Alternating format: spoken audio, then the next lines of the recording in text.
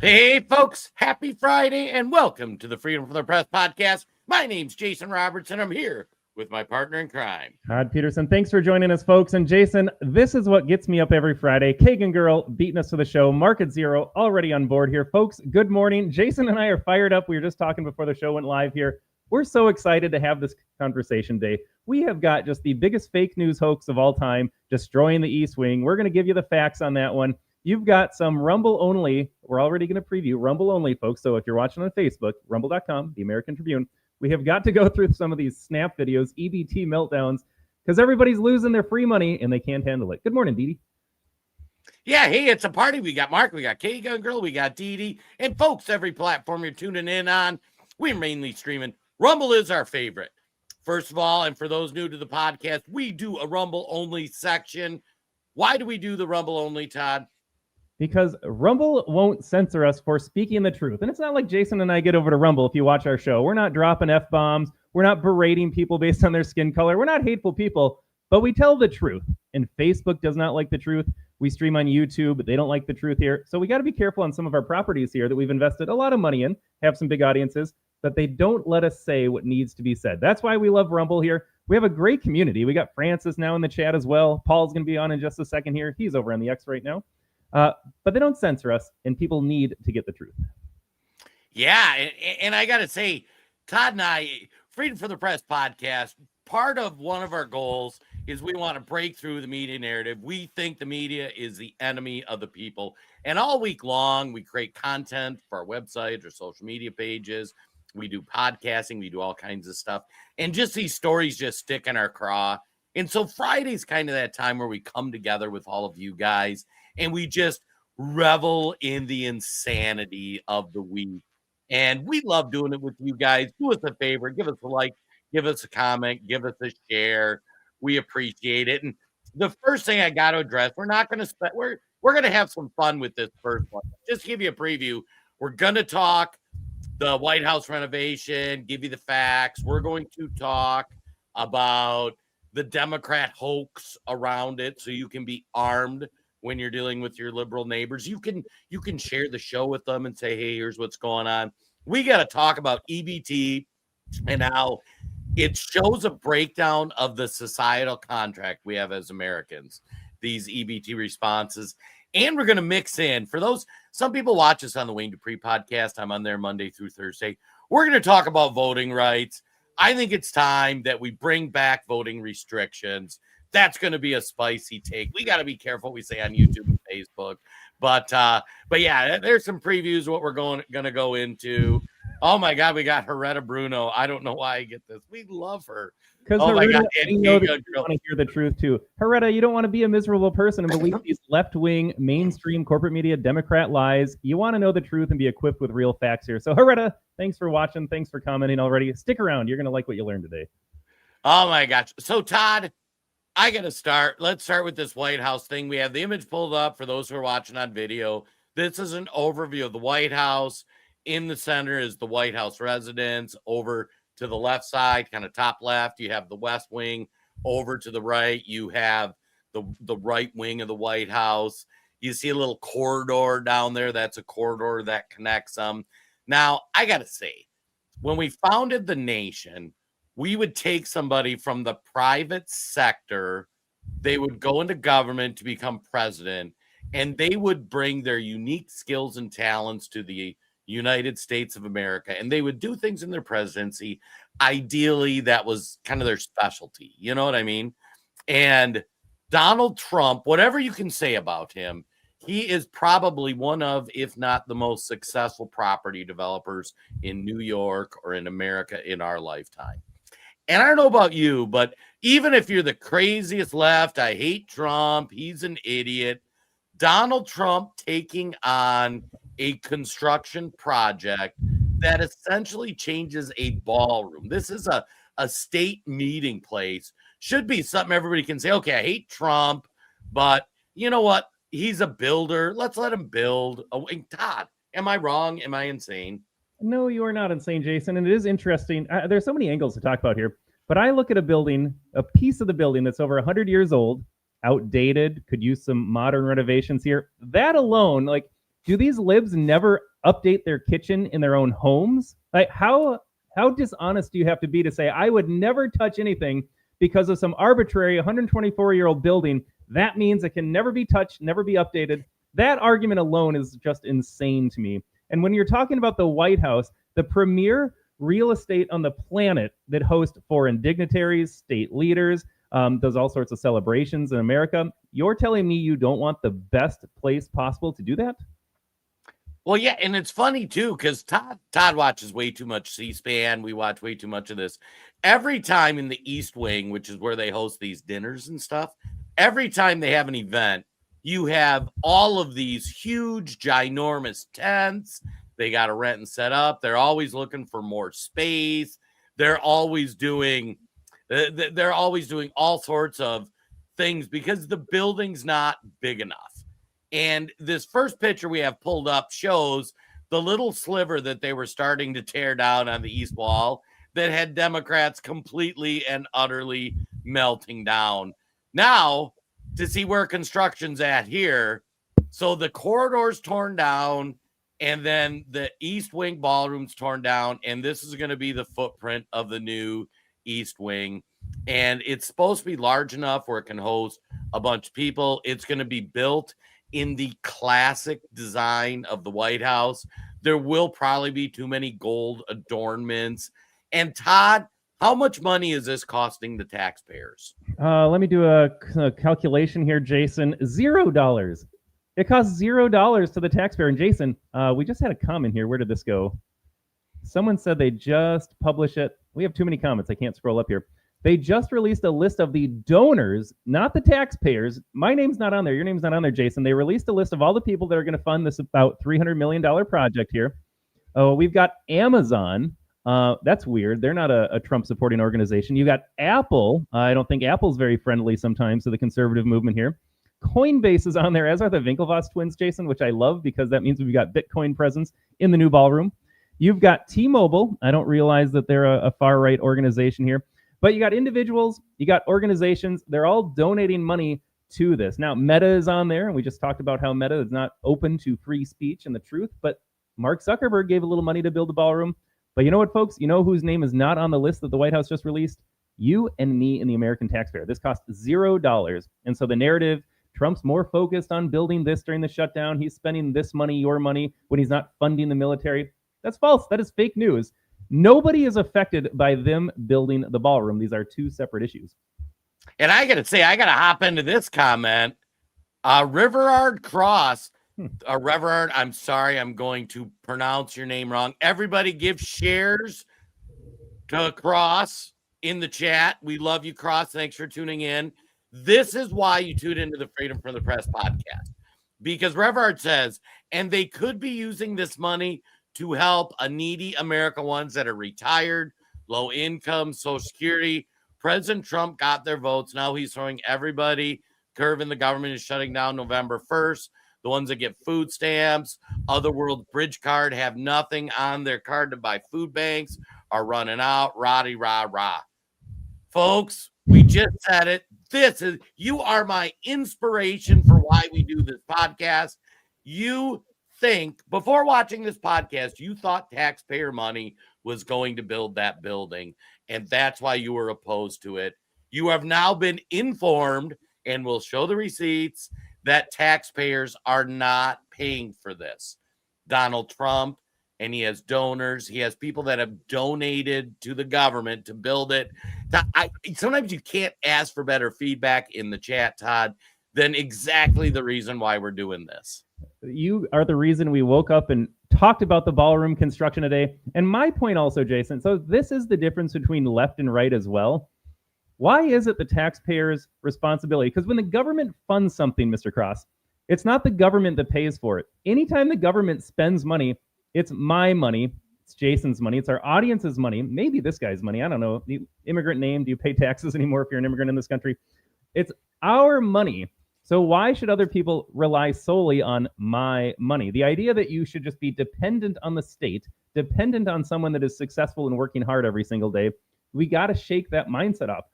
These people, and I know Market Zero said he's on EBT. We have an audience that skews older, so they're relying on Social Security. Nothing against that right there. There should be safety nets in America here. I have no problem with that. But to what extent? And how much reliance should we have on the state? And why can't, again, going back to my original point, why can't the government update the premier real estate, the premier building of the entire world? And to Bubba's point, if it's preserving history, we should just go back to the original White House and have 0 updates. Great point, Bubba. Again, there's no limiting principle on government logic or rationale. This update is bad. But Jason, I know you want to maybe make 1 or 2 more comments, but folks, we have video clips of Barack Obama doing some renovations and demolition and updates. We have CNN waxing eloquently about such updates. So it really seems like they don't care about the updates. They just hate Donald Trump. I got to say, too, the Sherrys are coming in hot. Sherry Raskin dropping facts over on the Facebook. New ballroom holds 650 people. No taxpayer money, all by donations. How are you arguing? How are you mad about that? Another Sherry over on Facebook. How about Obama's basketball court paid for by Americans? Yes, it was. And Robert coming in on Facebook, more like 980 people. I've seen all kinds of different numbers for how big.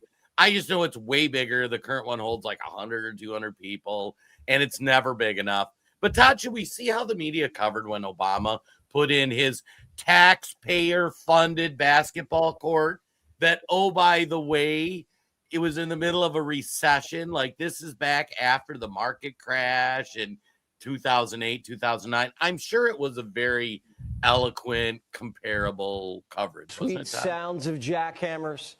CNN and Barack Hussein Obama. Sounds like you're building another wing to the White House, but we appreciate you keeping your focus. You can't even imagine, TJ. It's going to happen for the next 2 years. All of the banging, the jackhammering, the dust, the confusion, the noise of all places to do construction is happening right here, the front lawn of the White House. It's a 4-year renovation project. Estimated cost, $376 million. I'm going to pause, Jason. I think that's an important number to focus on. 376. What did we just say the ballroom's going to cost? 300. And that's with the inflated, the value of the dollar being much less now. So that 376, if we plugged it in our calculator, is probably $500 million. Was that donations also, by the way? So Obama did renovations. We're already mad about renos. We're mad about the cost, except he used taxpayer dollars and Trump's not, and it was more expensive. Just so I'm clear on all that. Barry tore up the White House and spent $400 million in taxpayer money during a recession. And what did he have to show for it? New pipes and a basketball court. That's it. Translation, the contractors took Obama to the cleaners. Trump spending less, $300 million on a big, beautiful ballroom, and you're not paying for it. No one's allowed to play ball on Barry's court. But you are allowed to dance the night away during Trump's 3rd inauguration. Look at those images. Kidding. But Hips isn't. He's ready to impeach. Running the largest Sorry, what did he call Jeffries? Hips? I can't. play scheme in the history of the country, and probably soliciting donations from people who've got business before the United States government. Oh, this is an important point too, Jason. So now Jeffries has to acknowledge that he's soliciting donations. I am shocked. I am absolutely shocked that a politician would be seeking out donations from wealthy people or corporations. Jeffries, I wonder what Jeffries is getting. $10 from every New Yorker. He's just collecting from the little guy. I'm sure he doesn't do donations either. And all of this is going to have to be investigated. It will. All of this will have to be uncovered. It will. And these... Jason, like I said, I am so fired up about this topic. Who's going to pay for the investigation, Jason, if the Democrats decide to do that? Who would pay for that? It's just so stupid. It makes my brain hurt. Donald Trump is building an entire new wing. It's not even the White House. He's making a beautiful ballroom. Nobody, and they're talking about impeaching him. And like I say, no matter what you think of Donald Trump, you can think Donald Trump is the worst, most awful man in the history of mankind. You can have the most amount of Trump derangement syndrome you've ever had in your life. And still, you should be able to say Trump has been a pretty successful builder overall. Most of his buildings look pretty nice. I mean, if you've ever stayed in a Trump property, they are top shelf. Like, everything's done really classy. other than a little gaudy maybe with, some of the fixtures. But if Democrats are like, this should be the one thing every American should say, oh, yeah, let's let Donald Trump build a ballroom. Like, this shouldn't even be a thing. And Hakeem Jeffries is looking at impeaching him for it. It's crazy. Yeah. I just want to give a shout out to Lisa. Lisa says she's a newbie and she likes what she's hearing. Lisa, thanks for joining us over on the Facebook. And Lisa, friendly reminder to you and all of our Facebook audience, at the top of the hour, 11 o'clock, we'll go to Rumble only. So if you like what you're hearing, Lisa, and you want to hear a little bit more, we do Rumble only. That's rumble.com, and look for the American Tribune. Let's pull up the clip, the live clip that CNN had way back in the day. So, because some people will say, well, that's Fox News. They deceptively edited it. But so this is a clip. Appreciate you keeping your focus. focus. You can't even imagine, TJ. It's going to happen for the next 2 years. All of the banging, the jackhammering, the dust, the confusion, the noise of all places to do construction is happening right here, the front lawn of the White House. All right, pretty similar, but I get a lot of excitement from her. I'm seeing a lot of positive vibes. She's liking what she's seeing here with the renovation. And going to cost $376 million of your tax dollars, hard-earned money. But they're pretty stoked about it. Yeah, I got to say, too, Mark coming in, Dems are being retarded. What he's building is something for the taxpayers for free. And, oh, wait, Democrats want free stuff for illegals. Make it make sense, Mark. Make it make sense. Now, should we see how the current left-wing media is responding to this, Todd? Like, you saw them all like, oh, this is great. Obama's building something. I'm sure their reaction's similar to the greatest builder of our lifetime renovating the ballroom of the White House. By the way, Jason, do you think when a Democrat gets back in the White House, I don't want to think about it, but one day a Democrat will be in the White House, are they going to not use the ballroom because they're mad about it? Just out of principle, they're not going to go use the ballroom when they host state dinners and state functions and stuff like that. I don't know. Right. And I love our Facebook. The comment section is on fire today here. So before we get to, and apologies in advance, it's a Rachel Maddow clip, but Anthony says on Facebook, if he had a cure for cancer, they'd say he got the ingredients from Russia. And just going on, we have the Jeffries clip here. Jeffries might be the dumbest bastard alive. He wants to come up to the front when the Democrat Party is blown up. He will be a scapegoat. I agree with everything you said except that last part. I don't think there is a scapegoat for the Democrats here. They don't care. They have no shame. They have no self-awareness. They are just on a singular mission to destroy the country and take over power. That's all this is here. Maybe they scapegoat him, but I always say they're interchangeable. Whether it's a Jeffries or Kamala Harris or a Clinton, they're all the same. They're all exactly the same here. So maybe they get rid of him and just have 10 others like him pop up. All right, let's see what Rachel Maddow has to say. To at least 3. Sorry, Jay, I have a lot of comments today. I just want to point out here, if people are listening on audio, Rachel Maddow is going to complain, and the person that made this video highlighted the fact that Comcast is one of the companies that donated to this renovation and construction. Comcast is the parent company of MSDNC. Can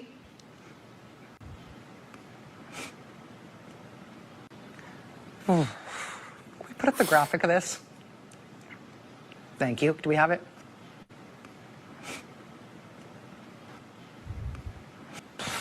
I think I'm going to have to hand this off. Yeah. She's weeping because they're redoing the ballroom. Todd, hold me, Todd. I can't believe he's renovating a building, Jason. Oh my God. And look at that face. All right. I'm going to say this, and this is going to go into some of the spicier stuff we talk about. Anybody who falls for this should lose their right to vote. Like, if you are so stupid that you are weeping because Donald Trump is renovating a ballroom, I don't think you have the competency required to participate in United States elections. It might be a hot take. We're going to explore it more later. But, oh, my God, Todd, are you kidding me? And you know, all those No Kings protesters that were out last week, like Donald Trump's a king, they're sitting home. They're watching Rachel Maddow weeping. They're eating their popcorn going, oh, my God, she's right. How dare he build a new ballroom for free for taxpayers? What a monster. I saw the greatest comment on social media. It applies perfectly to Maddow, Jason. So the comment was, you could basically see it as a quote sheet over this video. like it's just a clump of building materials. These are the people that are fine with dissecting unborn humans within the mother's womb. It's just a clump of cells, they say. But when you tear down to renovate and upgrade and modernize a White House structure, suddenly that's a bridge too far for these people. That's when they start crying. That's when they start to weep over, we lost something important. Just a clump of building cells. If you hear someone complain, just tell them that and then try to see their little brains spinning to work out a justification. Right. It is crazy. And Vivian with the great comment. Yes, Democrats were a little more focused on the poor for votes in the 50s, 60s, but we're in 2026 and the Dems have been hijacked by the communists. Have you done a deep dive for True News? Oh, yeah. We, some of that type content we have to do on our Substacks, on our Rumble channel, because I got to say, when you start exposing the communist, socialist, and let's be honest, in this audience, if I say socialist, I just mean communist, because there is really no difference between the two. I mean, socialism is just pre-communism. It's not that it ever stops before communism or whatnot. But yeah, we've done a ton. You'll need to get over to Rumble while we talk about that, because that's going to be part of the EBT discussion. Yeah, when I say Democrat, by the way, Jason, I also mean communist. So I'm just going to jump right ahead of that one. Democrat means communist when I say it at this point. And I just got to say, I think the communists of the Soviet Union would be proud. I wish we had footage from like the 1960s when Pravda was at its peak. I think Rachel Maddow would make them blush. The people over at Pravda would have been like, that's too much. Even the citizens won't believe this nonsense. You're going to cry over a White House renovation? Are you kidding me? Of all the things to cry about in the world, it's that? Like, this is the narrative you want to push right now? They'd be blushing. Right. They'd be embarrassed for Rachel Maddow. Well, and it's fascinating, too, because the government shutdown is right. It comes down to healthcare costs. And the Democrats are having to admit the quiet part out loud, which is Obamacare destroyed healthcare in America. And the only way it's at all functionally affordable is if taxpayers pay for it. And we have some examples. We might show that Amy Klobuchar tweet. That one was so funny. She was getting just rolled. But I think now we've kind of dissected this. Like, I think you're an idiot if you're buying the Rachel Maddow crying. I don't know what to tell you. You probably should be like under supervision of someone else's care. But we've got to expose a new hoax, because as soon as I saw this, for those who don't know, Freedom from the Press, part of what we do is we love dissecting Democrat hoax. And what happens is they'll take a clip that says one thing and they'll cut it short and they'll portray it like it says something completely different. And the most famous one we talk about is the fine people hoax. Donald Trump, for, not to go into all of it, Donald Trump said back in Charlottesville, there were fine people on both sides. I'm not talking about the white supremacists, neo-Nazis. They deserve to be condemned forever. They cut the clip where it just said there's fine people on both sides, played it on repeat, and then half the country, that's all they saw, and they really thought Donald Trump was a white supremacist. So when these hoaxes happen, sometimes it's perfect, because this just happened yesterday. It's like you see a hoax happening in real time. And that's why one of those things I want all of our audience to understand, you're going to see this hoax. We're going to play the full clip of what Carolyn Levitt said. We're going to show the Democrat reaction, and then we're going to show how they're using it. And when you're out in the world engaging with people, understand they think Carolyn Levitt said the thing they're misrepresenting. And this is like one of the core things we try to dissect on this podcast, Todd. All right. So if you're a Democrat, this is what you see right now. This is the edited version that Hakeem Jeffries shared.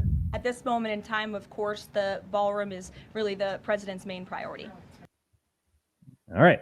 So you're a Democrat voter. You're like, the Republicans shut down the government, even though my party voted 12 times to not reopen it. But it's the Republicans' fault somehow that there's a government shutdown right now. And even though that's going on, this is his top priority. And of course, you have to ignore, Jason, the fact that he is solving wars overseas. He's bringing peace around the world. This is his top priority. So if you're a Democrat, we're going to play it one more time. This is the clip you saw. But at this moment in time, of course, the ballroom is really the president's main priority. Well, I mean, Hakeem Jeffries shared a real clip right there, so I guess that's accurate. Right. And this was literally a clip that Hakeem Jeffries shared. It's being covered on CNN, MSNBC. I mean, it sounds pretty horrible, right, Todd? There's a lot going on, and Donald Trump's number one priority is the ballroom. Like, what a horrible, awful, evil person. I don't even know what to say. I wonder if there's context to that statement. Do you think there's context? She only spoke for 4 seconds. She must have been saying more. Should we listen to that, Jason? And maybe we listen to that. Okay. Yes. Thank you, Caroline. Thank you. In addition to the ballroom and the Rose Garden I'm going patio, into the back. Sorry. Go ahead. In addition to the ballroom and the Rose Garden patio, is the president looking at any other renovations or significant kind of projects here at the White House? Not to my knowledge, no. But he's a builder at heart, clearly, and so his heart and his mind is always churning about how to improve things here on the White House grounds. But at this moment in time, of course, the ballroom is really the president's main priority. Huh.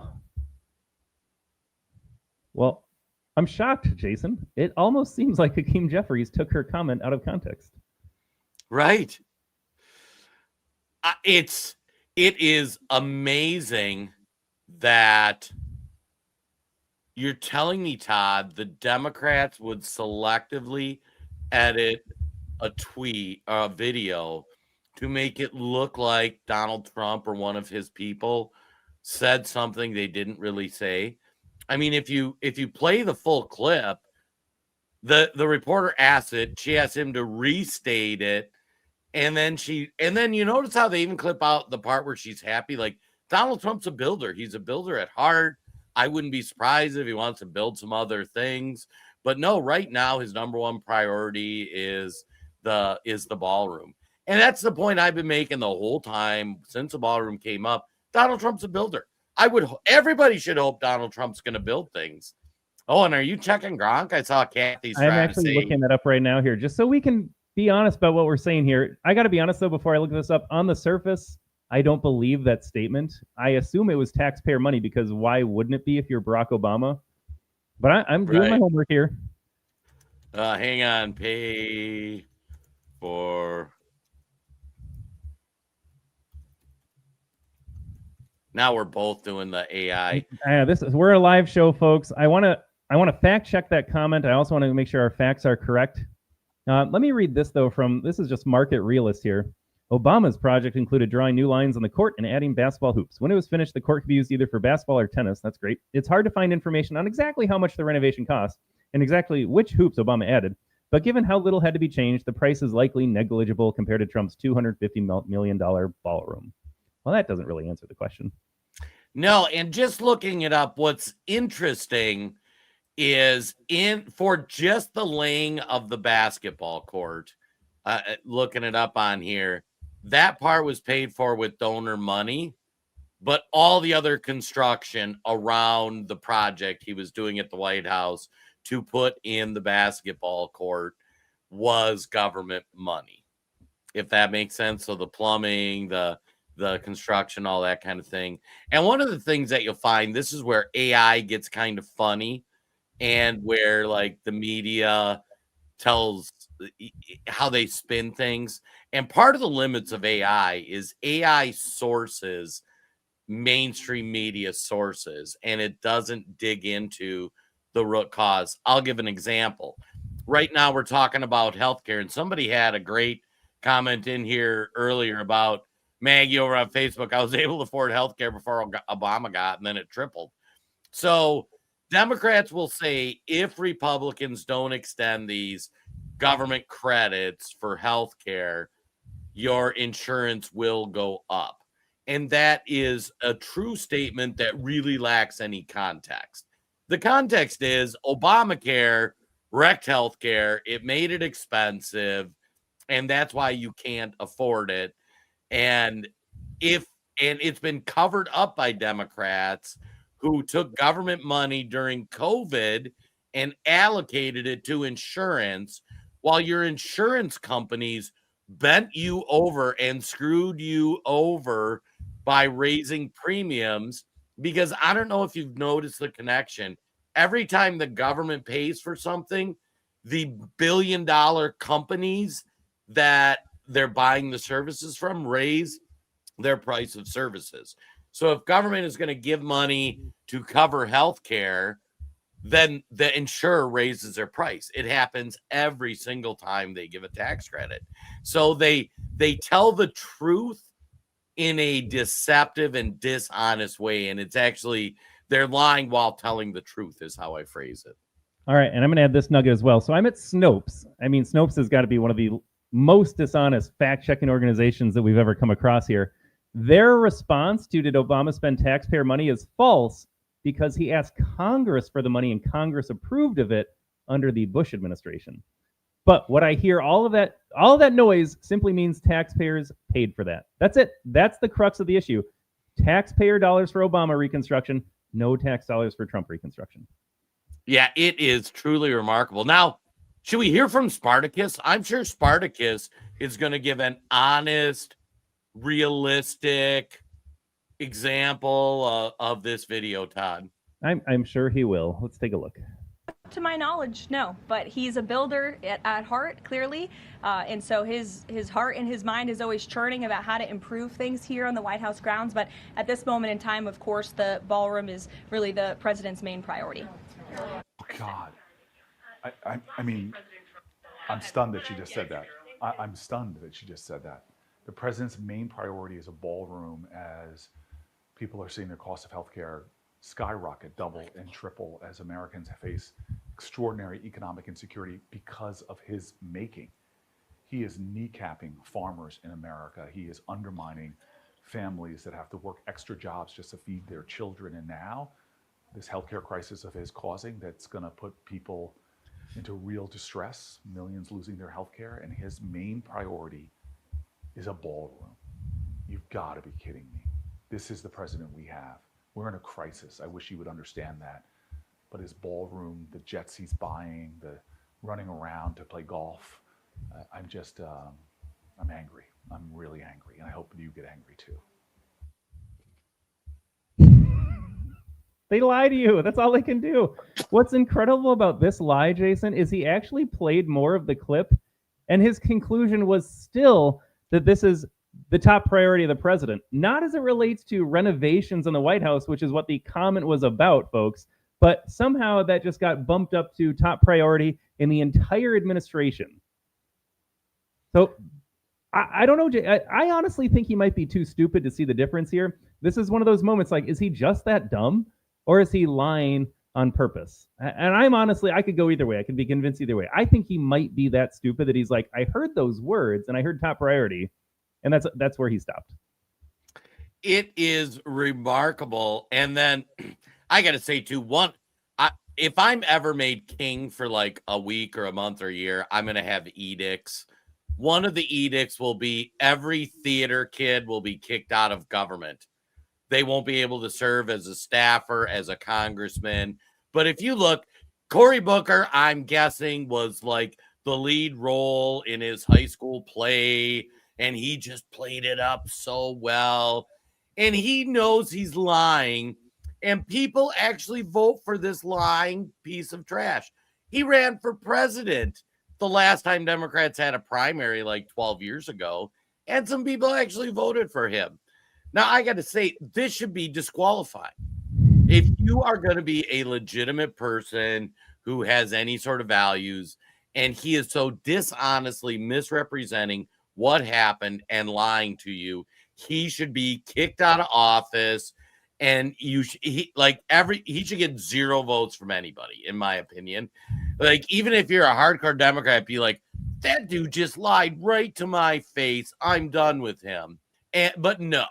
This guy's going to get reelected. He's probably going to run for president. It is ridiculous. Yeah, I got to say, Jason, we're crossing the bridge from just like opining on an issue, like straight up lying to the American people, taking this obvious comment out of context the way he did and framing it up differently to be like Trump bad.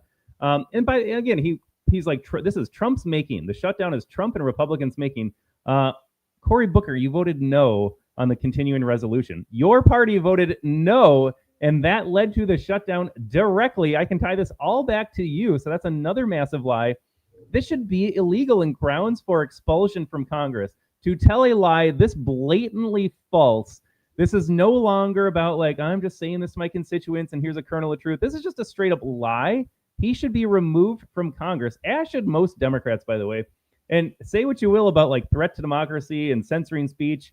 At some point, if you're going to have a functioning society, we can't have half the people that live here building their entire worldview on straight up lies like this.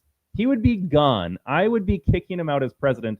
There would be armed guards walking into his office and saying, you are no longer part of Congress because you are lying so blatantly. This is not helping. You know, and it's interesting. We love to talk about pencil neck Adam Schiff. He is like the worst one, where he just went out and said Donald Trump is a Russian agent. He's got an office in Putin's. They've got a direct phone call. Putin just sits on there and he just tells him what to do. Adam Schiff belongs in prison. Adam Schiff should not be serving in the U.S. government. And anybody, you know, I have a little more hope than Todd that at some point Democrats are going to realize how badly they're being lied to, and they'll wake up and go, why are we continuing to vote for the liars? Like, they refuse to vote for Donald Trump because back at one point he said grab him by the P word. Oh no, this is morally opposed to anything Donald Trump says. But this guy comes out and flat out lies to you. They miss, and they intentionally do it because they edit clips, they misrepresent things. It isn't even close. And yet Democrats still Democrat. I can't even with these people. And this is why I'm really black-pilled on Democrats waking up. So my entire worldview, like so many others, shifted drastically during 2020. As for the first time in my life here with the rise of social media, I think it would have been interesting to have social media during 9/11 or some other events like that. But we weren't able to like fact check in real time. We weren't able to see these full clips. So you have like the Trump hoax in 2017 and you're like, hold on a second. They're just making stuff up and half the country believes it. And then in 2020 rolls around and you're like, but none of this sounds right. And I can see that they're lying to me and changing their mind on certain protocols in real time.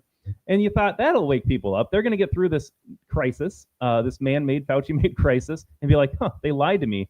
Nobody changed their minds. Like if you're a Democrat and you're getting upset over the ballroom construction, I don't think there's any waking people up. We've had so many instances where I'm like, Democrats are going to see through this, and they never do. If you're a Democrat and you're at this No Kings Hate America rally, if you're upset about the ballroom, I am convinced nothing will ever wake you up. That's why I'm so black-pilled on Democrats being like, yeah, they lied to me again. Like, you could show them a lie here. Like your friend Jim. You tell this story a lot, Jason, but it's so true.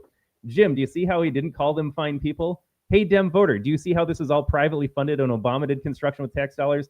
It doesn't matter to them. They'll be like, well, that's one time, but their whole TDS is because of lie after lie after lie for so many years. They'll hear you tell the truth on a single thing, but they don't ask the question, what else did they lie to me about? What else was I wrong about? Like, because Dems don't have the ability to self-reflect, and they don't have an internal monologue to fact check their own sources when they hear it. So I'm sorry, Jason. I am so black-pilled on Democrat voters, which is why voting should just be severely restricted. That's the solution. Our podcast might reach a few people, but the ultimate solution is kicking people like Cory Booker out of Congress and limiting who gets to vote. Yeah, it's funny. We got a lot of new people in chat, so I'll tell the Jim story. One of my lifelong friends, Jim, we've been friends for 20, 30 years, is a Democrat, and I'm a conservative. I'm a Trump MAGA Republican. We get together every 2 weeks. Hey, you know, it's possible to have friends that you don't politically agree with. But I remember back in the Fine People hoax where I do his taxes for him. And we were getting together doing his taxes, and it was right when the hoax was starting. And he's like, I can't believe Donald Trump called white supremacists fine people. And I go, Jim, they're misrepresenting it. Here's the video. I literally pulled out my phone, played the 30-second clip, and he goes, holy cow, the media's lying to me. I'm like, yeah, it's crazy, right? Like they're acting like he said it when he said the opposite. 2 months go by, we get together again for lunch, and he goes, I can't believe Donald Trump called them white supremacists. And I call them fine people. I go, Jim, we watched the video. We did that 3 effing times. Finally, the third time, I go, Jim, do I need to like write it down for you that you're being lied to? They're lying about this thing. And we kind of laughed. He's like, God, I kind of got brainwashed because you turn on the news and all you hear over and over and over is Donald Trump called white supremacists fine people. And now we reference back to that thing that happened 5, 10, however many years ago it was. And it's like, oh, yeah, you remember when they brainwashed? He's like, yeah, it was really weird. Good thing they're not doing that anymore. And he really thinks that. Like, just this last weekend, we got together for lunch and he was talking about something. And I'm like, it's like the fine people hoax. Like, they're not telling you the whole story. And, you know, here's the whole story. He's like, oh, wow.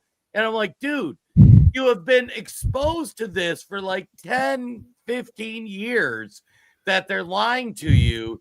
And like, if you see that, like, I guarantee I haven't talked to Jim. He is going to see the clip of Donald Trump's #1 priority is the ballroom. And we're going to get together for lunch next weekend. And he's going to be, I can't believe Donald Trump's biggest priority is the ballroom. And I'll be like, they find people to you again. And you fell for it again. I'm going to say, just, you know, I love Jim, lifelong friend. He should lose his right to vote for being so sadly misinformed. Yeah, Market Zero, you said Biden, so that prompted something else too. Like perhaps the greatest scam of the Biden presidency was the media cover-up of his declined health. Not declining, it was bad from the beginning. For 4 years, they told you he was fine. Jason and I tell the story. We would publish videos and articles about Joe Biden, just being Joe Biden, stiff, falling down. And we get fact-checked by Facebook because they thought we were insinuating that he was unhealthy. They lied and covered up for 4 years Biden's mental condition in his state. And then now they admitted it afterwards, like, yeah, Joe Biden wasn't all there. But you'd have KJP up on the podium every day. You'd have the media pundits out there saying Joe Biden is super healthy. He's healthier than Donald Trump. He passed his physicals. Straight up lie. I think that's the greatest scandal of the Biden presidency. And I love that Donald Trump put the auto pen for his portrait, his presidential portrait in the hallway there, because that's what it was. It was not Joe Biden doing anything, running any sort of operation in the White House. And you could tell a Dem voter that. You could show them the modern clip of like Jake Tapper admits that we got it wrong. And it's like, but you still trusted Jim. For 4 years, they told you Joe Biden was healthy. Right. And it's so funny. We should almost play this Jon Stewart clip because it kind of leans into what we're saying. And Todd and I on the podcast have been critical of some decisions that Donald Trump has done. Because I'll use the example about the shot. People were talking about it earlier, like if Donald Trump cured cancer. When Trump was in office and they were developing a certain medical procedure, Todd and I independently landed on it. And once we talked about it, we were in agreement. We're like, I ain't getting that. I ain't getting that. And then Democrats agreed with us. Oh, I ain't getting the Trump shot. Oh, there's no way I'm going to get the Trump shot. And then as soon as Joe Biden was installed as president, all the Democrats immediately flipped the switch and said, not only should you get the shot, but if you don't, we need to send you to re-education camp, kick you out of civil society, and lock you up forever. So in the span of one presidential election, like 90 days, they went from there is no way in H I'm ever going to put this in my body to if you don't get it, you should be locked up.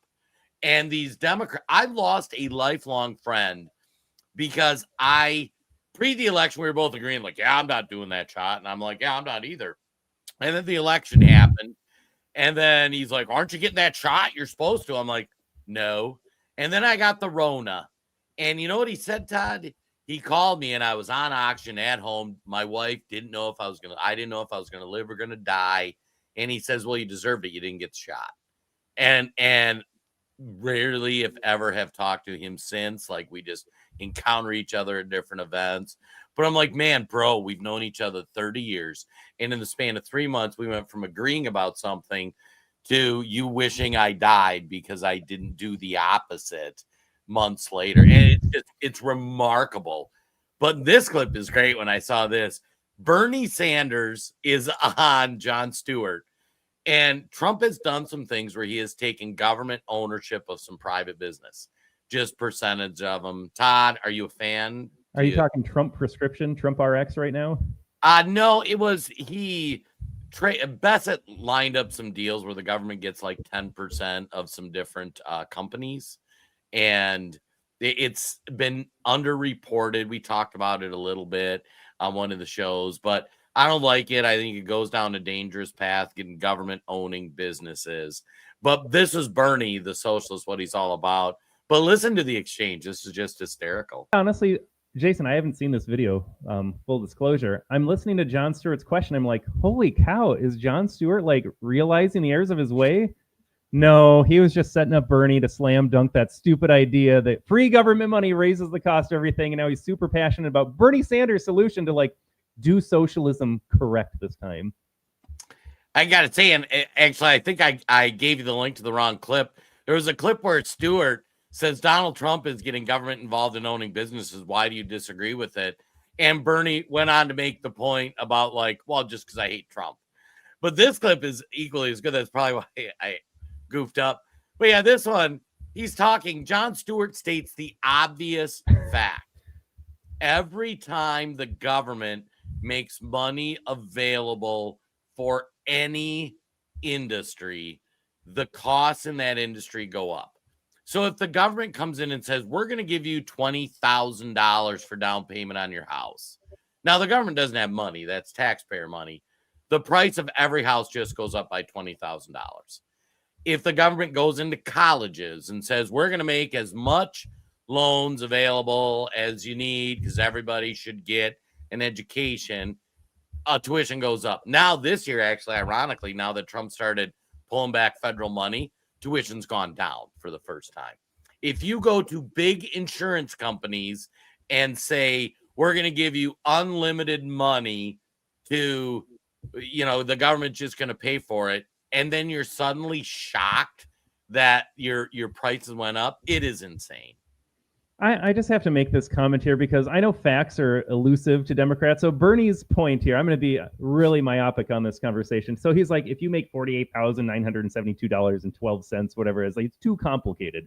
And it's like, okay, Bernie, what is your solution? Just an even 50, 75? Doesn't offer any solutions or proposals. He's just like, the rich should pay their fair share. We're a wealthy country. It's like, but how do you implement these ideas, Bernie? What does rich mean to you? And at the end of the day, I don't think it matters how much money you have. They're just going to tax all your money. If you make 50, 100, 150, but like, so what's the number, Bernie, if it's not 48,973? Like, that's too complicated. Even 50 doesn't matter. Like, it's just these bumper sticker slogans are just getting so old. But I think I might have found the clip. There's so many clips. Let's try this one, Jason, to see if this is the TDS coming up. I don't know the clip, but... So Bernie Sanders can't even acknowledge that Donald Trump did something that most of the conservatives disagree with. It wasn't widely covered, got government involved, owning a business, and it was a prescription side. You're right on that. And Bernie Sanders can't even say, like, God love you, President Trump. You got one thing right. We appreciate it. There can be no peace with these people, Todd. Nope. Yeah, and what I got to be honest, Jason, I got to think through this a little bit. Do I like government getting involved in the private sector like that? On paper, no. But I think we'd be childish to think that that doesn't happen already either. And if anyone in government's going to do it, I trust Donald Trump more than any of these clowns like Bernie Sanders. I would rather have Trump's government get involved than a Bernie Sanders or a Kamala Harris government get involved, because they'll have all sorts of other rules that exclude whites and males and straights and Christians. But if Donald Trump's going to go again and fight Big Pharma and say we're cutting out the middleman and we're just going to deliver things cheaper for the American people, call it socialism if you want. I'm here for it. You could gut Big Pharma. You could probably do some other things, ban their advertising on TV while you're at it. But if Trump's going to deliver cheaper products at the end of the day to the American people, sign me up. Well, yeah, and Bernie does go down an interesting path, too, that I think might be a nice segue into the EBT discussion as we move to Rumble only, because things are going to get spicier. And maybe let's have a little voting discussion on the Facebook and the YouTube before we move over, because this came up on Wayne's podcast. Do you want to do this really fast before we move away from healthcare? Oh, yeah. This is great. All right. So, folks, before we put a pin in this healthcare discussion here, and then Jason and I are going full voting right restrictions on the Rumble only. It's going to be fantastic. Senator Amy Klobuchar from our home state of Minnesota went viral for all the wrong reasons. So she tweeted out, Early retirees, just the first two words right there should just make you get angry. But early retirees like Bill and Shelley will see their health insurance premiums increase nearly 300% from $442 to $1,700 per month if congressional Republicans refuse to extend the enhanced tax credits. That's an extra $15,000 a year families can't afford. Boy, that sounds really bad. Bill and Shelley are going to be paying a lot more for their health insurance. How awful. But what's the problem, Jason? I gotta say the replies, the retweets, everything is just remarkable on this. And one of the things I've talked on the show about is the vitriol us old people are going to get from the youngins. Because I'm 51, my wife and I are looking to retire. I hope to retire early if I am able to save enough money and do things and the business goes good and all. We have a lot of our audience on retirement. But if you go into the replies and the retweets, you have all these incredulous people in their 30s who can't afford a house, who are like, why the F am I having to pay for Bill and Shirley's early retirement? Yeah, you got the meme here of the French king, early retirees waiting for you to pay their Obamacare subsidy. Actually crazy that a sitting politician considers it in their best interest to openly agitate for working people to pay more taxes to subsidize wealthy early retirees. Yeah, I think someone else had the math up here for them. The couple retired in their early 50s. They don't work, but they make $136,000 a year off pension and IRA savings, and taxpayers are supposed to give them a $15,000 a year handout. Like, that's the big takeaway. So when Klobuchar finishes it with that's $15,000 a year the family can't afford, A, they can afford it. B, the only reason there was a difference in the healthcare premiums is because taxpayers enabled these people to retire early, and they can live for the next 30 years with younger people working hard every single day, having their money stolen from them at gunpoint by the government, and giving them a nice cushy ACA benefit here. This whole thing is absurd. I don't know Bill and Shelley a dime. If they want to retire early, good for them, but then they can make that work, not me. Right. And I gotta say, yeah, Fally hits it on the head. I can retire when I stop breathing. Like, my dad is 70 some years old, and even though he retired, he's out delivering Meals on Wheels. Like, most of us, and it kind of dives into our social contract. Todd and I were talking before the show about that with like family members, what happens when you get old. And this kind of dovetails into the EBT discussion and voting rights. So to make a uncomfortable, awkward transition, earlier this week on the Wade Dupree podcast, we were talking about voting rights. And I said, I gotta be honest, I think we need to look at voting rights. And he looked at me like, are you insane? And I said, no, people are so misinformed in their voting, like they're being lied to in their voting. And the worst ones are people are dependent on government paying them, and they're voting for their financial interest. And it goes back to that Bernie clip where he says, we're the wealthiest country in the history of the world, and you should be able to. It is nobody's responsibility but yours to get your business handled, to pay for your food, to pay for your health care. We have a social contract with each other that says, I'm going to work hard. You're going to work hard.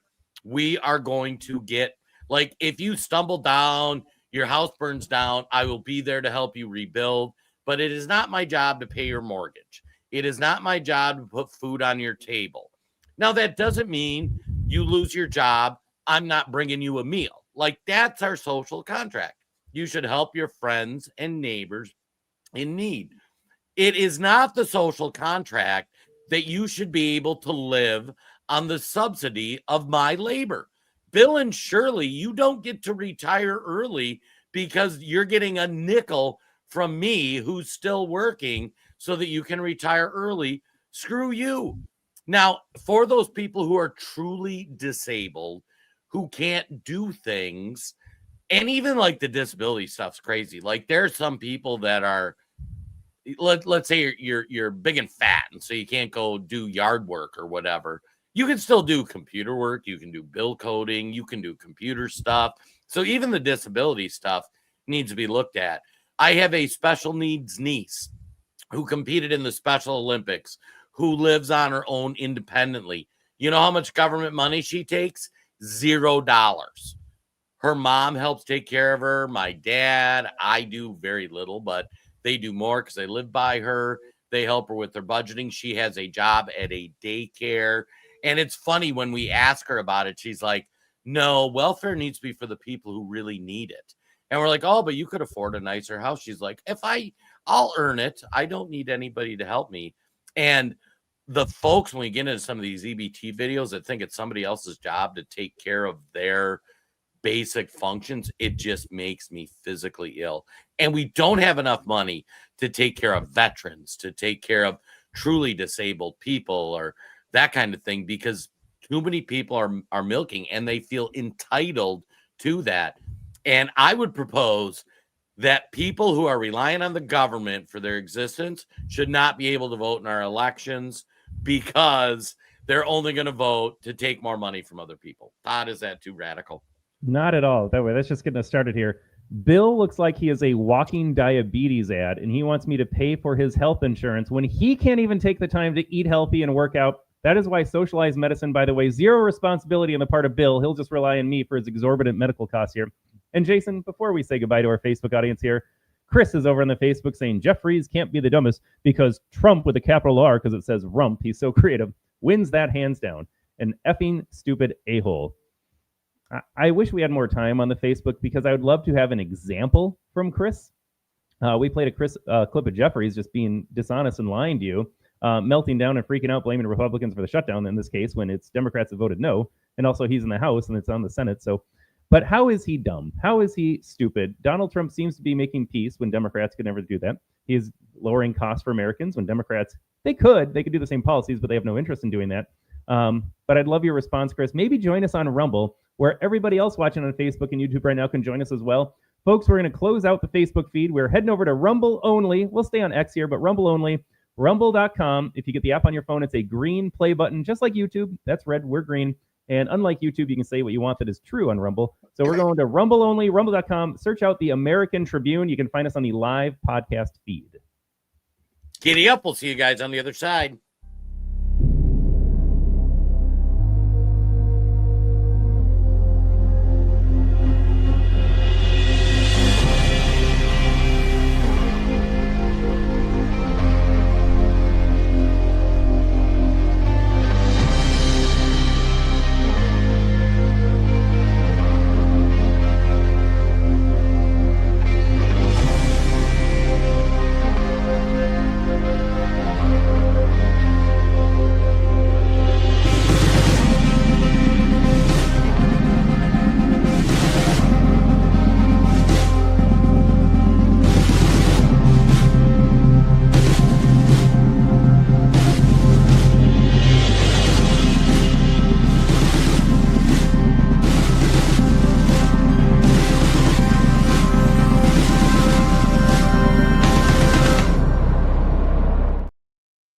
God, Todd, I love the smell of napalm in the morning. Zero is ready.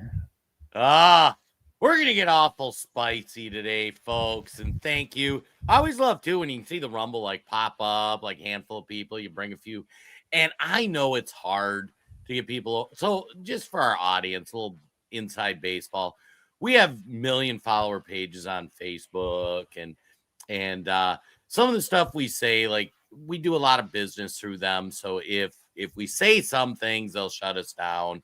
And so that's why we love the Rumble only. You guys can help with that, though. We actually got some paid people do paid subs on here. I know Paul gifted a bunch. We appreciate him for that.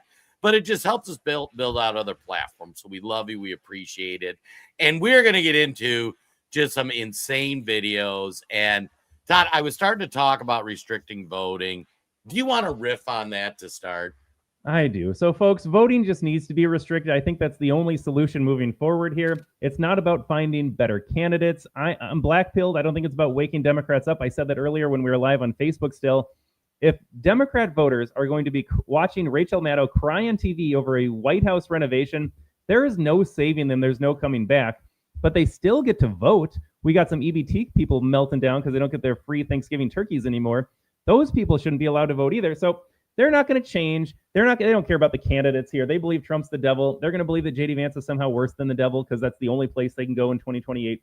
So there's no waking them up. There's no better candidates. Trump is the best candidate of our lifetime, of the last century. And if they can't see it, then there's no saving them.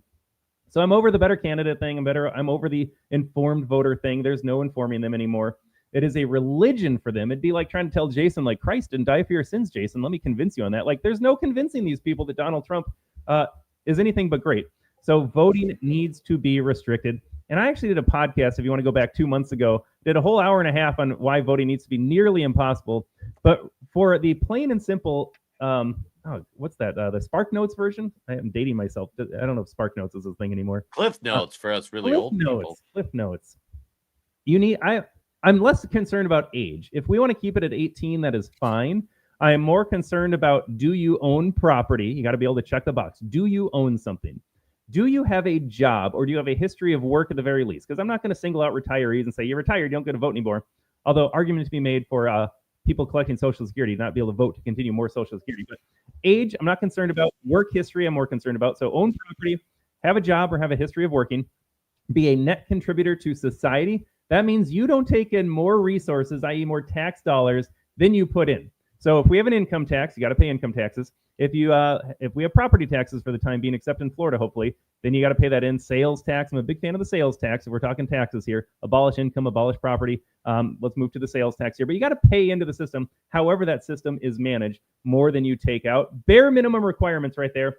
And if I were king for the day, Jason, there would be a literacy test. There would be a civics test. And I know that you wanted to make a reference to something else that harkens back to as well. But folks, we have got to make sure that you are functioning as a human being.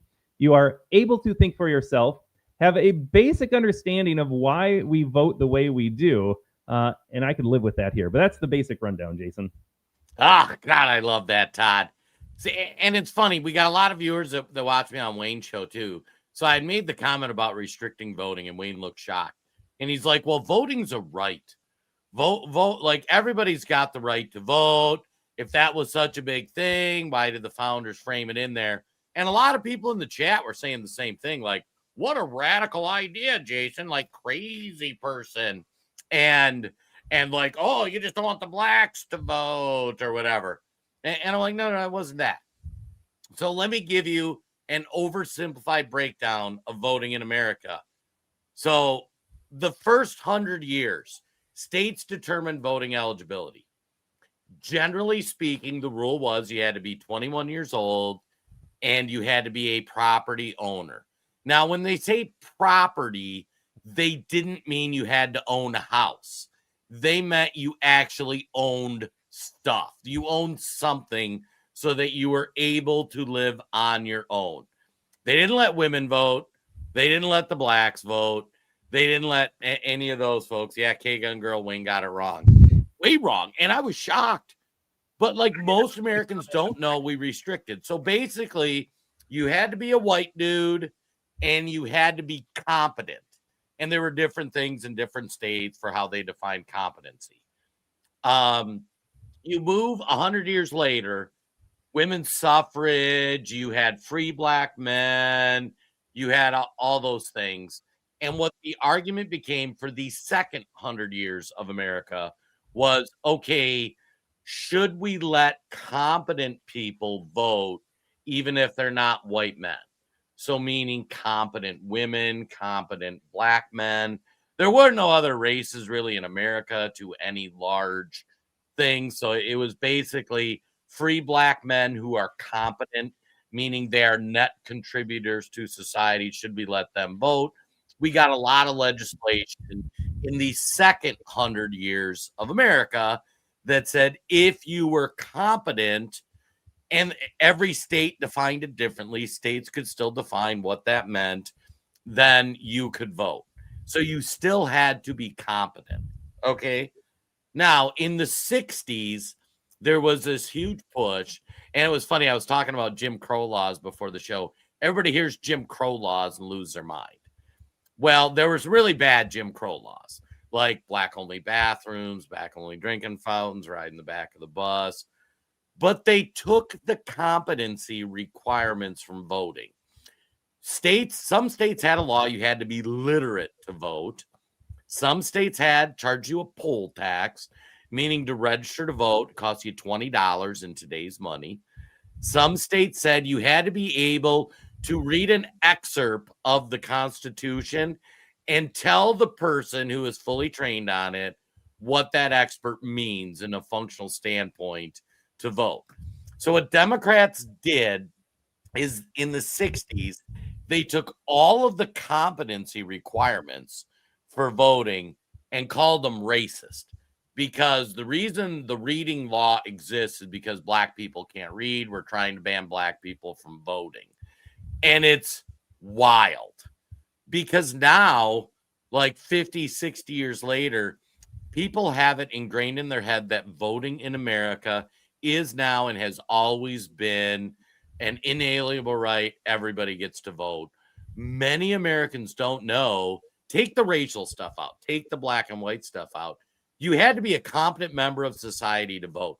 And the argument I was given on the show, if I go into downtown Minneapolis and I see a homeless encampment with 100 crackheads, like who haven't worked for a decade, living in their own shit in these encampments, why should they get a right to vote? They shouldn't. They are not competent members of society. They are not contributing anything to society. They shouldn't vote. Conversely, I think the CEO of the company that's leveraging the government for money and they're like the banks who had to get bailed out, I think all the executives from the bank should have lost their right to vote. Because if the government's got to bail out your company, you just give up your right to vote. But now if you try to talk about who should vote, who shouldn't vote, like it breaks down to this racial thing. I'm like, oh no. And last week we covered the districting and the redistricting going on in Louisiana. That is just this racial carryover where it's like, oh, we got to carve out. Like we screwed up so much stuff in the 60s. And the final point before I roll it back to Todd is if you think about when did government and welfare and all this retarded stuff get so bad, I would argue it's been since the 60s and 70s. And I do not think that is unrelated to when we made it everybody's right to vote. We got away with every restriction for being a competent member of society in order to vote. Oh, I'm very passionate about it. Very fired up. Yeah, and just the history lesson to be very specific on that. So Wayne, I don't want to throw Wayne under the bus when he's not on the show here to defend himself, but Wayne's initial argument when I turned in the show that day, Jason, I want to go back to what the founders envisioned here. You guys are too radical, excluding the vote here. So I was in the comments, I'm pulling stuff up. You were pulling it up. It's like, let's go read the text from 1776. The people able to vote in the founders' ideal vision of the nation was propertied landowners. And they were exclusively white at the time. It was a mostly white nation. So yeah, there was a racial component. There was still slavery. So obviously slaves couldn't vote. But at the end of the day, you break it down, you're like, you have to be a functioning member of society. You have to own land. You have to prove that you can take care of yourself before you start taking care of the nation. And it kind of segues too about who was running for office back then. It was landed aristocrats who were able to go to Washington, D.C., bring their expertise, not rely on a paycheck. I don't think they got paid at the very beginning there. They volunteered their time basically to serve their nation, provide a short-term service, and then head back and manage their estates. That is how we had a functioning society, and I would argue that's how we get back to a functioning society. But no, it's not a human right to vote. Would you make the argument that 17-year-olds are having their human rights violated because they're not allowed to vote until they turn 18? No one would say that. Democrats want younger people to be able to vote because you lean left as a younger person before you're escaping the brainwashing and you develop the brainwashing in schools, and you develop a mind that thinks critically to be like, maybe I don't need government everywhere. So that's why they want to do it. It's not because of a human rights argument. So that's absurd. But again, it sounds radical right now, especially to an audience that, again, if you skew older in your entire life, you're like, vote, everybody votes. That's just how we live in a democracy. I'm making the case that democracy is awful. Everyone being allowed to vote is the reason we are in this position we are in. If you get to vote for freebies, you don't care what happens to the country in the long run. If you vote for freebies, you're just going to vote for the candidate that offers the most free stuff because it sounds good to you. This is an awful way to run a country. I feel so I feel purged, Todd. I feel good. That was good. I had to get that off my chest here. And I was my sister-in-law won't talk politics with me, my wife, but like the 19th Amendment came up for some reason. And so I was like, yeah, I disagree with that. Back when you were a married woman at a very young age, you had one house, one vote. So I was like, I don't think women should be able to vote. But then I got all these looks and I was like, but by the way, I don't think most people should be allowed to vote. So if I'm a sexist when I say women shouldn't vote, what do you say when I'm like, I don't think most men should vote either? We need to restrict voting across the board. I love, and keep this in your head while we play some of these EBT videos. So one of the things that is going wild, especially on the TikTok, and we're all boomers, right? We don't spend a lot of time on TikTok, I guess. I'm guessing our audience. Maybe Bubba. I bet Bubba's a big TikToker. He's probably got a TikTok channel, and he's over there, and maybe Fally's looking at doing the TikTok. I don't know. I'm not much of a TikToker, but the videos make it over to Facebook or Twitter or whatnot. But to frame this up, in November 1st, approximately, that Trump's new guidelines for SNAP kick in, and it may happen sooner because of the government shutdown. Once again, the requirements are if you work 20 hours, if you volunteer 20 hours, or if you go to school 20 hours a week, then you continue your SNAP benefits. And if you are unwilling to do any one of those three things, 20 hours a week, you lose your SNAP benefits. And people are crashing out, as Mark says. And it's remarkable because even go up to your biggest lefty Democrat and say, hey, so, yeah, no, the requirements are you either got to work, go to school, or volunteer 20 hours a week. Most of them would be like, well, that's kind of reasonable. And I mean, raise your hand in the chat if you're working or when you were working. Did you always work more than 20 hours a week? Like I always did. Like I have worked more than 20 hours a week since I was 16 years old. I'm like, wow, and requiring people to do that, we shouldn't have to, because people should want to be off public assistance. And we've talked, I think Fally shared her story, how we went on public assistance for a while. We lost our jobs. We got off it as quick as we can. My family, like my wife, Jen, before we got together, she went on some assistance for a little bit of time till she could get off. But it was like, man, I got to get off this. My niece, who qualifies, doesn't want to do it. Like, I mean, it's remarkably like, but that's why we get along, right? Because we all think we need to contribute. Yeah. Before we do that, Jason, I want to go back to this comment from James. This is when we first started Rumble here and we kind of skimmed over it here.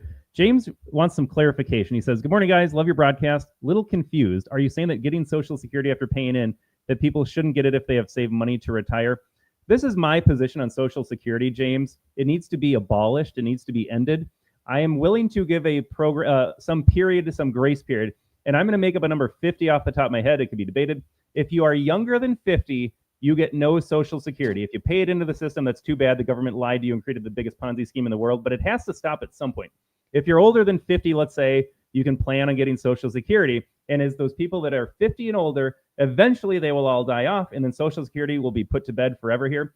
But Social Security is a scam. You would save so much more money. Jason and I broke this down on a different show. If instead of having 6.2 or 15% that Jason and I pay, or whatever the numbers are, instead of giving that to the government to steal from you, and you set it aside in your own retirement account, you'd 4x, 5x your retirement, no problem. You would all be millionaires when you retire. But it's just another redistribution scam. So I am vehemently opposed to all forms of Social Security. It should be ended tomorrow. But if you are currently getting it, or you're near retirement age, you can plan on getting it. But then after that, it just goes away. Don't expect benefits. Don't even expect it. I would be willing to end Social Security tomorrow. I have paid in for the last 25 years of my life. And if I never got a dime from it, I could live with that because in the long run, that is much healthier for the country. And I will plan on that and save accordingly here. So that's my position, James, on Social Security. No, we're not saying that you shouldn't get any if you, and I think if you're like a certain wealthy, you have so much wealth, you don't qualify for that. None of that. No wealth requirements. If you're a certain age, you get it. If you're younger than that age, you do not get it. And I do want to add, too, when my voting restrictions station, immigrants. If you are an immigrant or the son or daughter of an immigrant, you're not allowed to vote either. Oh, I love it. Just to add on to James, too, and this is kind of a personal thing for me. My wife and I are in our early 50s, and we would like to retire. And if we knew Social Security was going to be there when we retired, we could make some different life choices. Honestly, I don't think it's going to be there for me. And I've been somebody who has been on the higher end of the earning spectrum. Had I had that, it's 12%. It's 6% from your employer, 6% from you. So it's like 12.5% right now. If I would have had that money to invest, I would be retired right now. I'm pretty good with money. I'm pretty frugal. I put a fair amount away for retirement. But the fact of the matter is, government they don't know how to run your retirement. And it's interesting because we got folks like Mark, who Mark is on disability. I always get facts and Mark stuff wrong. I'm on SSI disability and have EBT. If I don't get EBT next month, guess what? I don't spend on soda water, snacks, and eat less. A lot of people need to eat less anyways because they're plus size. Like Mark gets it, right? As somebody who is on assistance. Dee Dee had a great comment too, where she was talking about we need to get back to making it a public stigma to be on assistance. Yeah, I mean, my family's proud. I tell the story. My dad, one time, I brought home a block of government cheese, and he made me take it back to the neighbors. He's like, we don't take the cheese because we'll get caught in the trap. I mean, you'd see the people on welfare who would bring out their big red things, like their Monopoly money to buy food, and they felt shame. We need to be back where a society, it's okay to feel shame. And I'm going to say, if you're an able-bodied person who is reliant on the government to pay for your food or your health care, you should feel shame. And I'm sorry if that's hard. I'm sorry if that's over the top, but you should feel shame.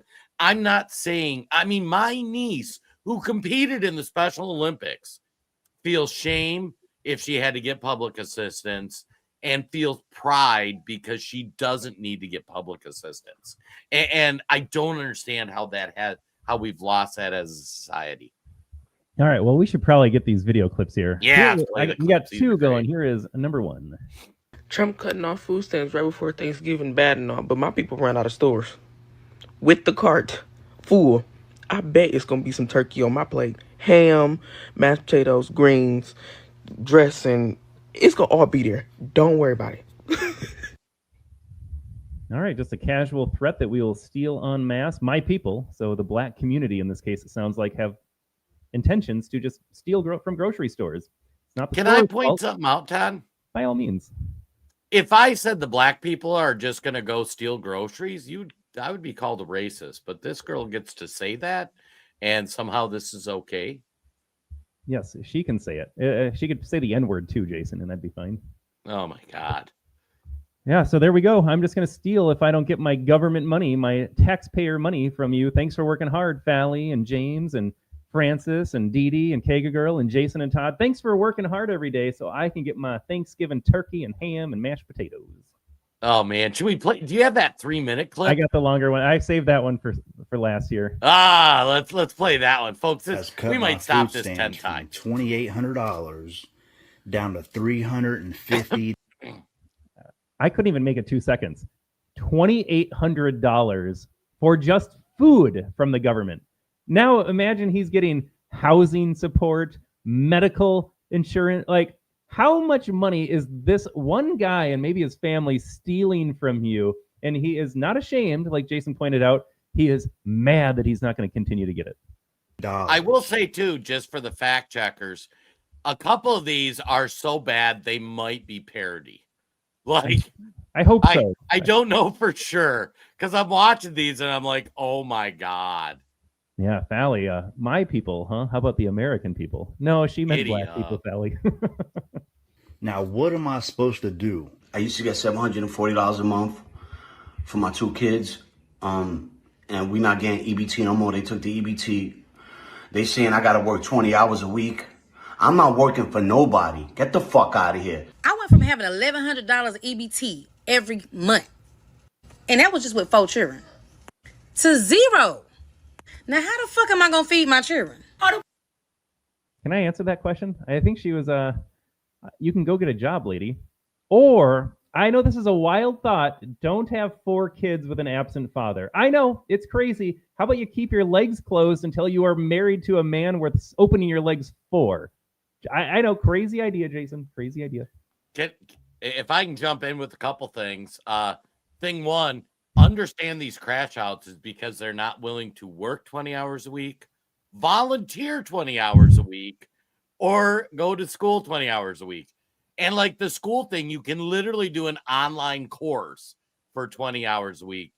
The other thing I'll say is, other than this person that we're going to show, most of them have been kind of chunky and they could probably stand to skip a meal, Todd. Yeah, Market Zero kept pointing that out as well. Very plus size. Fuck am I supposed to talk for groceries? What is this pumpkin man doing, bro? Why the fuck we gotta starve on Thanksgiving? Are you dead ass, pumpkin man? What the fuck do you mean that I'm not gonna get my fucking SNAP benefits? What the fuck do you mean?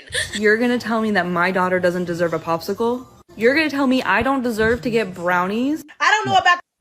So, if there was a rule that said you can go buy meat and vegetables, even then I'm hesitant because that'll get abused. But if you're going to complain that you can't get brownies using my tax dollars, you've lost the plot here. And Jason, I can't help it.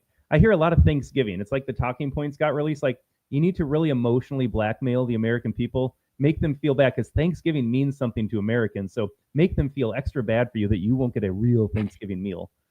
You know, I got to say one of the things, and the wife and I did it before the Rona, and we're bad. We haven't got back into it after the Rona. We actually used to deliver Thanksgiving meals for our church. So we would go in. The church got woke, so we went to a different church, and we haven't looked at their thing. But we would actually go. You get a turkey, you'd get stuffing, you get a few other things, and you deliver a box to people. And it's fascinating because I think it was Will was tweeting about it, or was in one of his Substacks.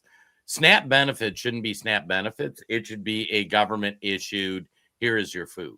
So here's a bag of rice, here's some pasta, here's some protein and meat. Like, here's your food box. Have a nice day. And it should just be sustenance level stuff. Yeah, rice and beans. If we delivered packages of rice and beans, and if you get tired of eating rice and beans, then you go find a way to get different food items in your pantry. Love that idea. The rest of you motherfuckers, but I'm getting my shit because I'm gonna tell you just like this on Jesus Lamar motherfucking Christ. I will be. Jesus Lamar Christ. Must be new. Yeah, motherfucker Walmart with my steel toes on and my motherfucking helmet, and I dare a bitch try to stop me from walking out. Now, one sec. Her steel toes and her helmet. Todd, what does she use her steel toes and her helmet for, it looks like? Violence? Violence and protesting, folks.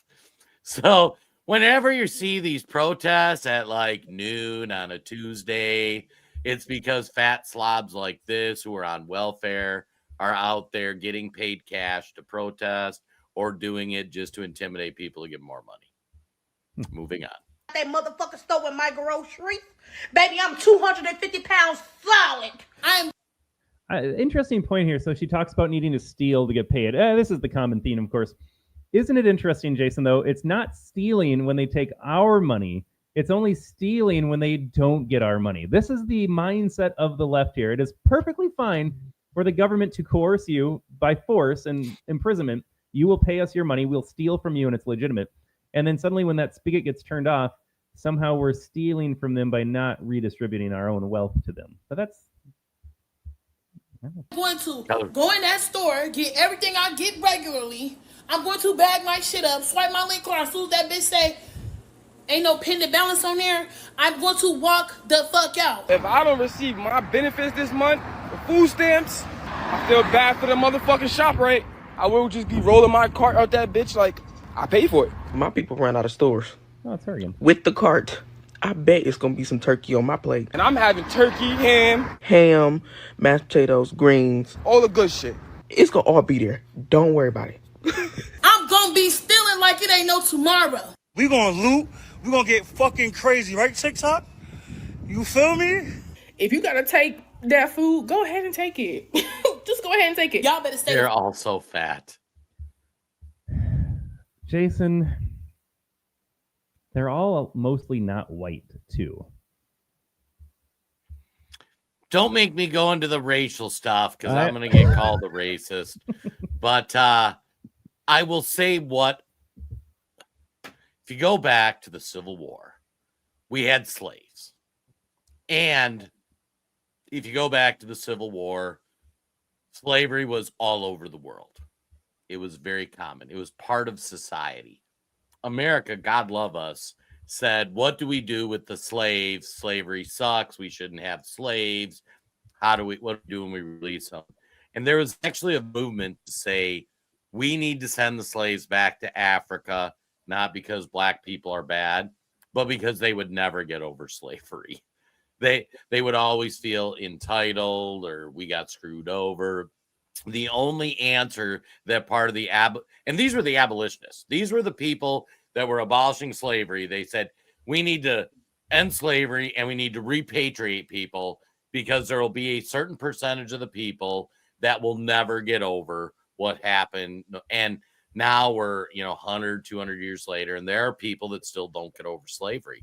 And I don't know a nice way to say it. I know I sound like an a-hole. Like, get over it. Whatever happened to your great grandpa. And, it's funny. I love doing Wayne's podcast because he's a black guy. I'm a white guy. We grew up very similar, where we grew up where, like, we both had poor parents who got divorced. Wayne was adopted. I wasn't. We both worked up, paid our own way. We've had a degree of success, and our children have been successful. Now, Wayne is a black man, me as a white man. Why did that work? We both had very similar values. Be good, stay out of trouble, don't do drugs or alcohol, have jobs. And if his kids or my kids, like, that generation should be way past any of this race stuff. But it's interesting with some of the black folks, it just kind of permeates all these conversations like, no, you owe us because my great grandfather was a cotton picker or whatnot. And it's like, bro, like, get over it. Like, I don't know what to tell you. Yeah, and I didn't bring up be like, oh, they're mostly not white here, just be like, black people bad. But when we talk about, like, the idea of reparations in the country, and you got a large segment of the black population, like 90% that votes Democrat every 4 years for president, and they're like, we deserve reparations. It's like, I'm watching these videos, and it seems like I'm funding your entire existence already. That seems like reparations. And I also noticed that you're filming this on a smartphone, and you have internet capabilities because you're posting it. A lot of them, if they showed their fingernails, they got their finger done. We haven't seen a lot of the weaves in this case here, but it's like, there is money to be had in your household. How you choose to spend it is up to you, I suppose.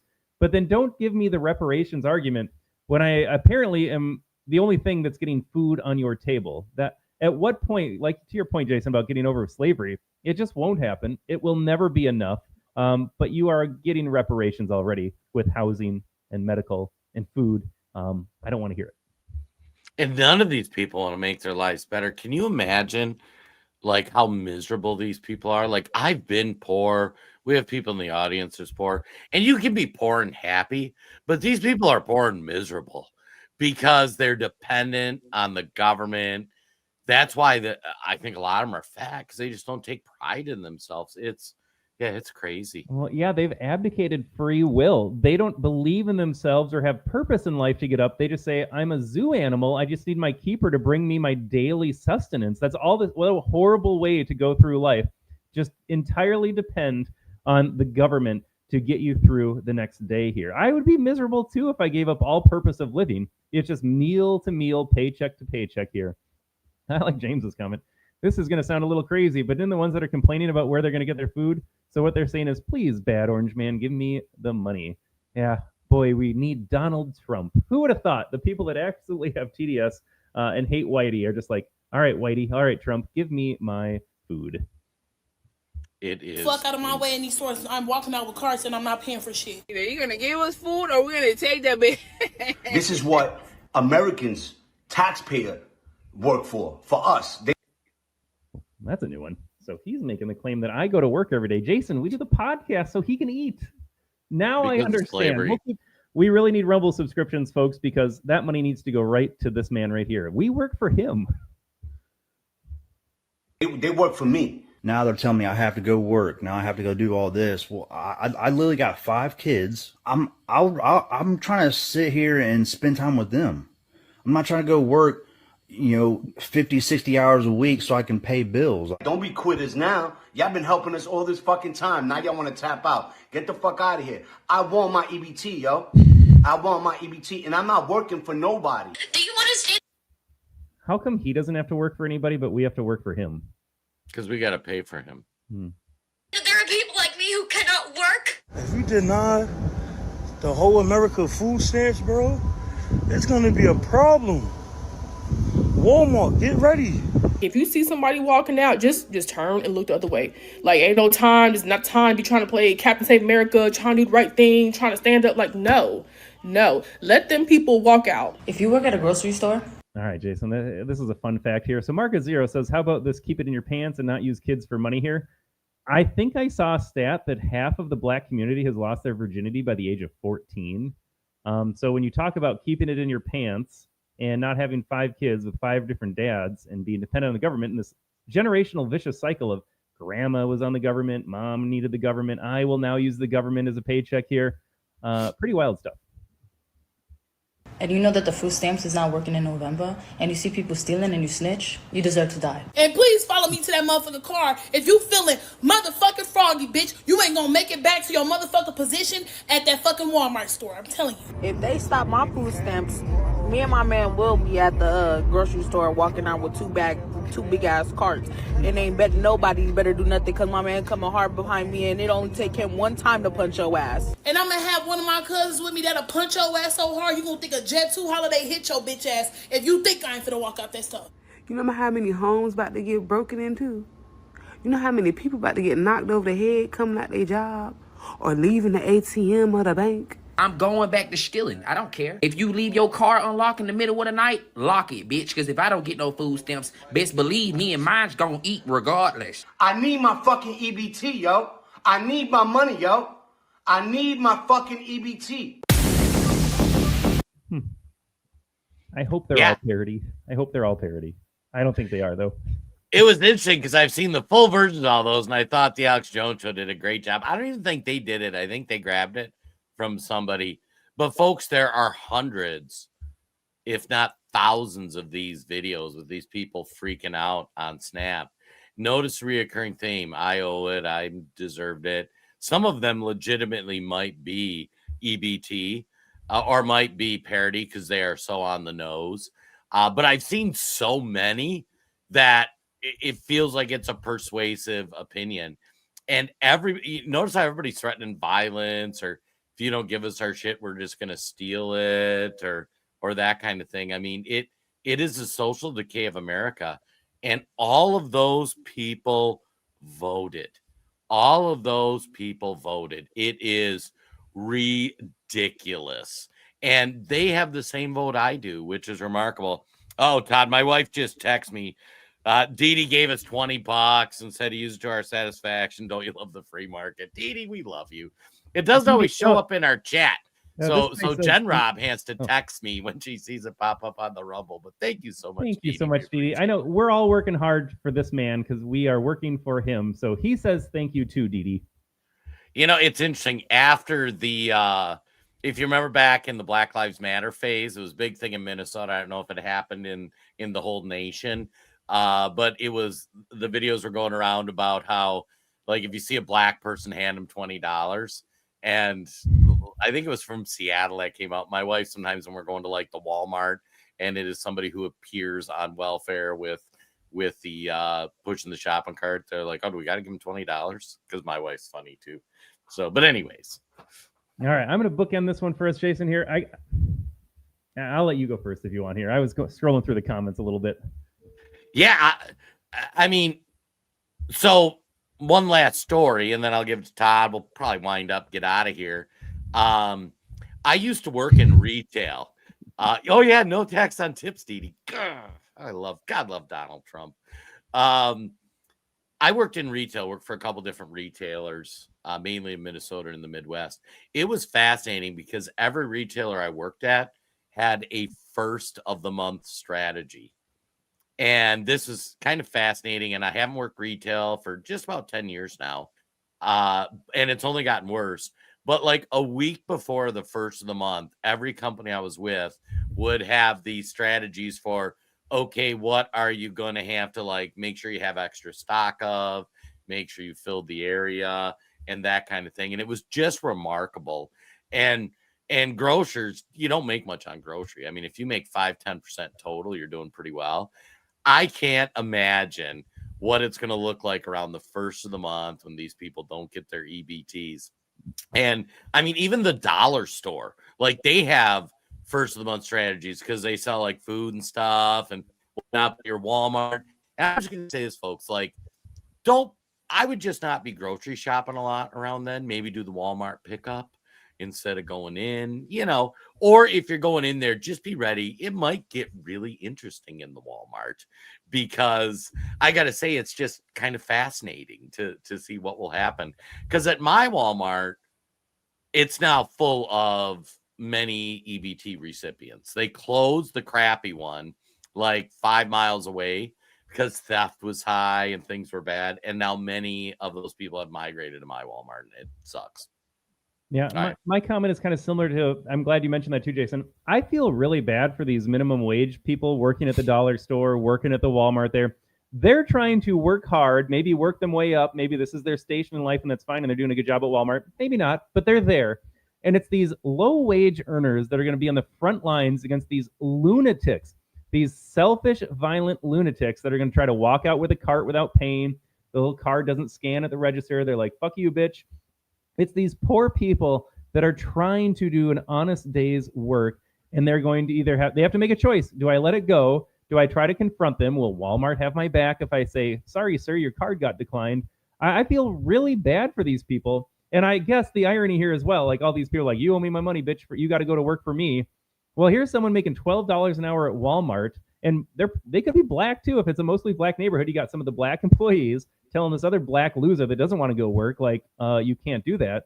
It's just insane. And these poor workers, I hope they're told, don't confront them, but then something has to be done. Can we get facial ID, or can we get a police report? Like, can they all get arrested and never return to society? Can we just do a one and done on this, Jason? You try to walk out with a cart, you never come back? Well, here's what's really going to be wild. So in Minnesota, I live in a northern suburb, and I was a regional manager, so I had Minnesota, Dakotas, whatnot. All the stores in the Minneapolis-St. Paul area were just absolute garbage. High theft. You were always dealing with shootings, stabbings, robberies. It was horrible. Many of these stores have been closing down. I remember they built a new super Walmart over in Brooklyn Center, Brooklyn Park area, which is an okay area, but it was right off the highway. The theft was so bad. 10 years after they opened a store that was doing $100 million a year. This store generated $100 million in sales a year. They closed it because they couldn't make any money because the theft was so bad. But in Minnesota, we have the Democrats that don't prosecute crime, especially in Minneapolis. Literally, if you steal, I forget the cutoff now, but it's getting close to $2,000. You don't even get prosecuted. It used to be $1,200. I'd have to look up what the number is now. When I was in retail, it for most of my life, it was like $400 or $500 up to $900. Then when I was getting out, it jumped up to like $1,200. So like your companies will have a policy. If the theft isn't over this amount, you don't even you maybe try to stop and say, hey, can I get my stuff back? But if they say no, you just let it go, because even if you stop them, the police won't prosecute them. It's going to get wild in these Democrat cities. And I almost think it's part of Trump's plan. Like, let's do the snap thing and watch Democrat cities burn down because they won't prosecute crime. Let's watch Democrats defend more crime and blatant theft. Yeah, because that person at the Walmart who's making $12 an hour, having this person act the fool, like, they're going to vote for Trump because they're like, let me get this straight. You cut off their free money. By the way, I don't get free money because I'm working. And they get to steal and they don't go to jail. Like, give me my MAGA hat. I'm ready. And then call in the military, Jason. I am ready for the military in the cities. And I'm just going to drop that grenade here. I think we got to get out of here. Yeah, let's get out of here before we say something that we get arrested for. All right, Todd, what are your thoughts? Any thoughts for the weekend? Well, I just want to say thank you one more time to Dee Dee and everyone else that subscribes to the channel or has given us a little rant there over on the Rumble channel. It means a lot to us. Like I said at the beginning of the show here, it's not exactly why I wake up, but I look forward to this podcast every single Friday.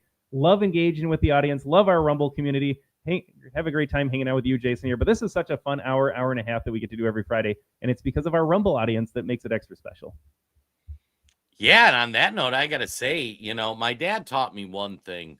Well, Dad taught me a lot of things, but one thing he taught me was the single most valuable asset you ever have in life is time, because it's the only asset you can never get more of. You can never, you can get more cash, you can get more gold, you can get a nicer car, you can get any of those things. Time's most valuable. And that's why I appreciate, we get like 20, 30, 40 people live every Friday. Big chunk of them on Rumble. We want to get everybody on Rumble. We appreciate your financial support for those who do. But most importantly, we appreciate your time, because we know your time's valuable and taking time to do it. So one quick thing you can do, though, hit the like, hit the comment, hit the share. And we'll see everybody next week. Have a great weekend.